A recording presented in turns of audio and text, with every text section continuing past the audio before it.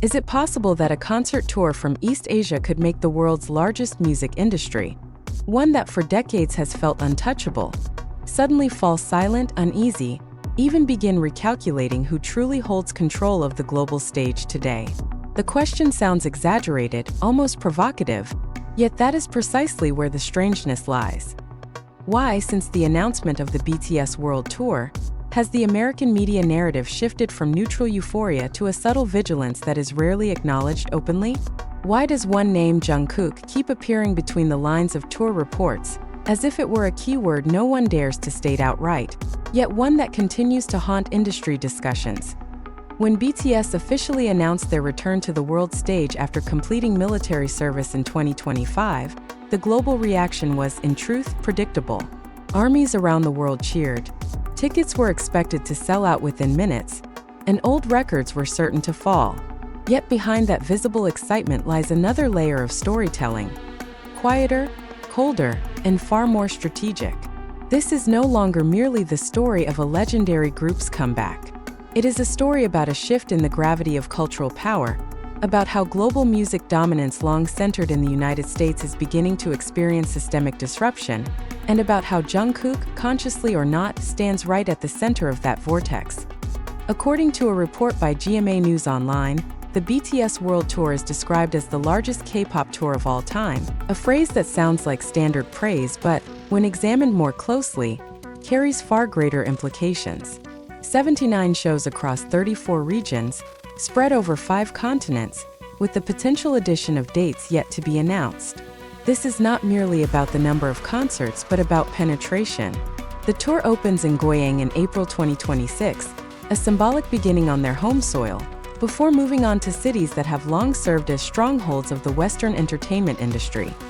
Tokyo, Los Angeles, Las Vegas, London, Paris, and a lineup of iconic stadiums across the United States.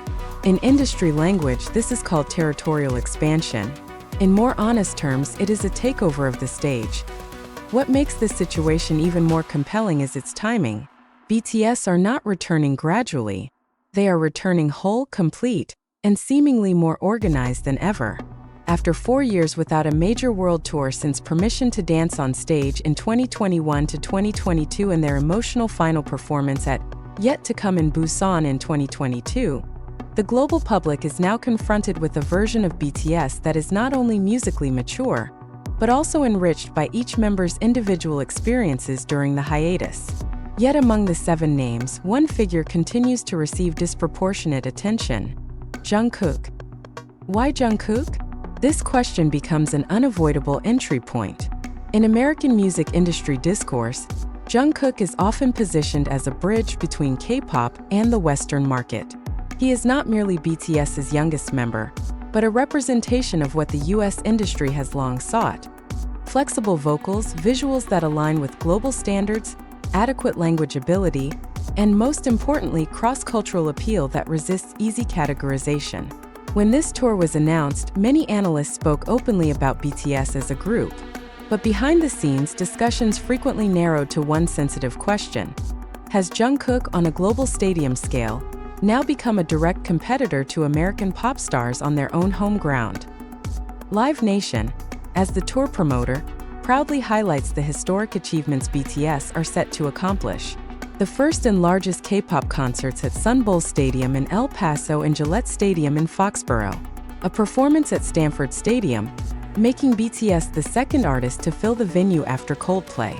Debuts in Madrid and Brussels. Each of these milestones sounds like a victory for K-pop, but when read from the perspective of the American industry, they function as alarms. These stadiums are not merely concert venues, they are symbols. Filling them means commanding audience flow, media coverage, sponsorships, and most crucially, public attention. This tension becomes even more pronounced with the announcement of a 360-degree stage concept. For the first time in their stadium tour history, BTS will use a format that places the audience at the center of the experience. This is no minor innovation. A 360-degree stage allows for greater capacity, more even visibility, and an immersive experience often associated with top-tier Western artists' concerts. In a brief statement, A Live Nation representative noted that audiences would be placed at the heart of the experience, while allowing for larger capacity at each venue. The sentence sounds technical, but its implications are sharp. BTS are not merely matching American concert standards, they are redefining them. Here is where the narrative begins to shift from pure euphoria into something far more complex. Social media exploded. Fan accounts such as @Xovers on Platform X described the scale of the tour as huge and full of firsts, citing media that labeled it the biggest K-pop tour of all time. Hashtags surged. Cities like Manila immediately became #1 trending topics. Yet on the other side, mainstream American media coverage began to reveal an intriguing pattern. Rather than simply celebrating, several outlets chose to focus on numbers, logistics, and industry impact. These words appear neutral on the surface, but to those accustomed to reading media language, they signal caution. The United States has long been not only the largest music market, but also the center of global legitimacy. Artists who make it in America are often seen as having reached the summit. But what happens when a group from outside that ecosystem not only succeeds, but dominates iconic stadiums with a speed and scale that rival, or even surpass local stars? And further still, what does it mean when one member, Jungkook, consistently becomes a magnet for attention, both in fan discussions and industry analyses? The BTS World Tour is scheduled to cover nearly all of North America between August and September 2026, with cities such as East Rutherford, Foxborough, Baltimore, Arlington, Toronto, Chicago, and Los Angeles. This is a route that typically serves as the primary battleground for American artists themselves. Every date occupied by BTS is a date unavailable to others. Every ticket sold represents money and attention redirected. In an industry ecosystem, this is not an emotional issue, it is mathematical. And it is this mathematics that has begun to make certain parties uncomfortable. Yet this is not the peak, because behind all the numbers, schedules, and records lies an emotional dimension that cannot be ignored. BTS are not merely selling music. They are selling narrative, attachment, and a sense of belonging. Jungkook, in particular, is often perceived as a figure capable of reaching audiences beyond the traditional K-pop fan base. When he stands on the stage of an American stadium, he does not arrive as a guest. He arrives as the center of attention. And it is here that the most unsettling question emerges. Is the American music industry truly ready to face the reality that the center of global pop gravity may be shifting, and that this shift is being led by a Korean idol once dismissed as nothing more than a niche phenomenon?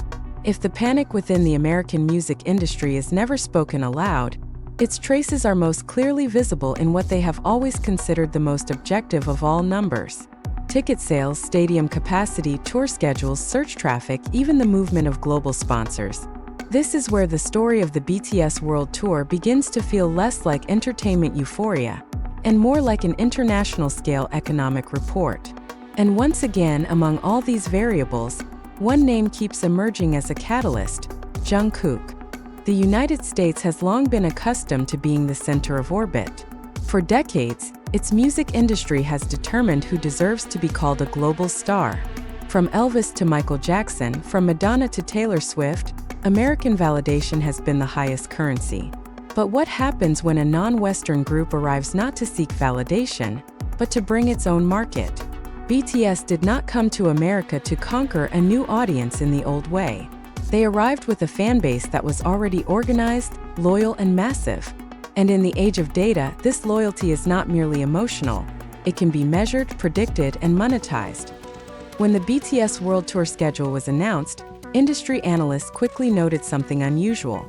Major stadiums across North America, venues typically contested by top-tier artists, had now been locked in by BTS far in advance. Gillette Stadium, Stanford Stadium, places that have long symbolized Western concert supremacy, were now part of a K-pop tour narrative. To the general public, this may sound like a cultural achievement, but to industry players, it represents real and unavoidable competition. Tour calendars are a limited resource. Every date taken by BTS is a lost opportunity for another artist. This is where Jungkook begins to play a role larger than that of a group member. In various unofficial reports, Internal discussions among promoters and labels often link ticket selling potential to individual appeal. Jungkook, whose solo popularity surged during BTS's hiatus, is seen as an attraction multiplier. He does not only bring ARMY, but also audiences who may not fully follow BTS, yet recognize Jungkook as a global figure. This is a phenomenon rare even within the American industry itself. A single individual within a group expanding the market without fracturing the collective identity. American media has begun to adjust its language. Words such as phenomenon, unprecedented, and historic appear more frequently. Yet embedded within the praise is a note of caution.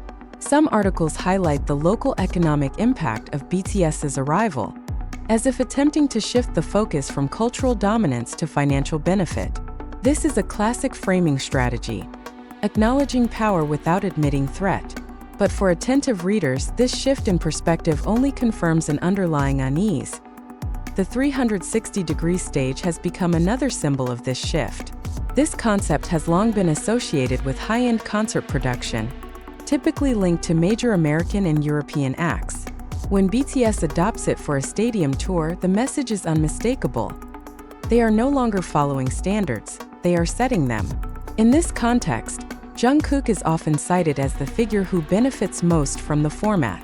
The 360-degree cameras, full visibility, and direct interaction with audiences from all sides reinforce the image of a global performer fully comfortable at the center of attention. Social media reactions further strengthen this narrative. Trending topics are not limited to BTS as a name, but frequently include Jungkook individually. On X, discussions often shift from BTS World Tour to speculation about how Jungkook will perform, which songs he will sing, and which moments will go viral. For the American music industry, this is a critical signal. In the digital era, virality is a currency more powerful than physical sales. And Jungkook appears to possess an ability to trigger cross-platform, cross-cultural virality. Yet panic does not always take the form of rejection. Sometimes it appears as hurried adaptation. Some observers have noted how American labels seem to be accelerating release schedules for their artists, as if trying to avoid collision with BTS's momentum. There has also been an increase in cross-genre collaborations that feel more strategic than organic. All of this is happening in the shadow of a BTS tour that has not yet begun, but is already reshaping the industry landscape. The tour schedule, stretching from April 2026 to March 2027, also carries psychological weight. This is not a brief explosion, but sustained pressure. From Goyang to Tokyo, from Los Angeles to London, from Sao Paulo to Jakarta, BTS will remain present in the global conversation for nearly an entire year. For American artists, this means competing with a single dominant narrative that rolls on without pause. And within that narrative, Jungkook often becomes the most easily recognizable face for international audiences. When BTS are scheduled to perform in Jakarta on December 26 to 27, 2026, for example, the reaction of Indonesian ARMY illustrates the tour's emotional scale. But from a global perspective, those dates signify something else. BTS's dominance is not confined to a single region. They command Asia, America, Europe, and Latin America with equal intensity. This is globalization in its most concrete form. And the American music industry, long the primary exporter of pop culture, must now confront the reality of being just one market among many others. All of this leads to a question that becomes increasingly difficult to avoid. Is the panic we are discussing actually a fear of losing the center? Jungkook and BTS do not explicitly challenge America. They do not declare a cultural war. Yet with every sold-out stadium, every trending topic, and every ambiguous media report, they erode long-held assumptions about who has the right to lead the global narrative. And perhaps that is what is most unsettling. Because in the end, the American music industry is not afraid of competition. It is accustomed to it. What truly creates unease is when that competition arrives with new rules, a new language, and a new center of gravity. The BTS World Tour, with Jungkook as one of its central axes, appears to bring all of that at once. And the longer this tour is discussed, the clearer it becomes that this is not merely about concerts.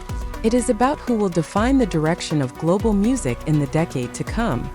The question now is no longer whether the BTS World Tour will succeed, That is already considered almost certain. The more unsettling question is why reactions to this tour feel so emotional, so defensive, even when no open attack has been launched. The answer may lie in one simple yet difficult truth to accept. Cultural dominance never truly disappears in a dramatic way. It fades slowly. And Jungkook, with his youthful face and global persona, represents a future no longer centered on a single country, a single language, or a single industry. For some American artists, the presence of BTS, and Jungkook in particular, forces a moment of reflection. For years, global has often meant accepted by America and then exported to the world. Now, that definition has been reversed. Global means being able to build a cross-border base without passing through a single gate of validation. BTS have done it, and Jungkook is the most visible proof that the old model is no longer absolute.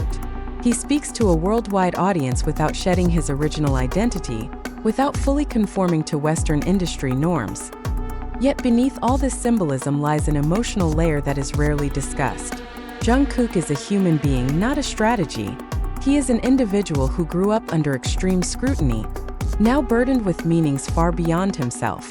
When the American music industry wonders whether it is facing a threat, perhaps the more human question is this: what does it feel like to be the center of an entire industry's collective anxiety? What does it feel like to know that every step on a stadium stage is not just entertainment, but also a cultural statement? The BTS World Tour will soon begin, and all of this speculation will be tested by reality. Stadiums will fill, lights will ignite, and music will be played. Yet even when the concerts end and the cheers fade, the impact will remain. The American music industry may never officially acknowledge panic.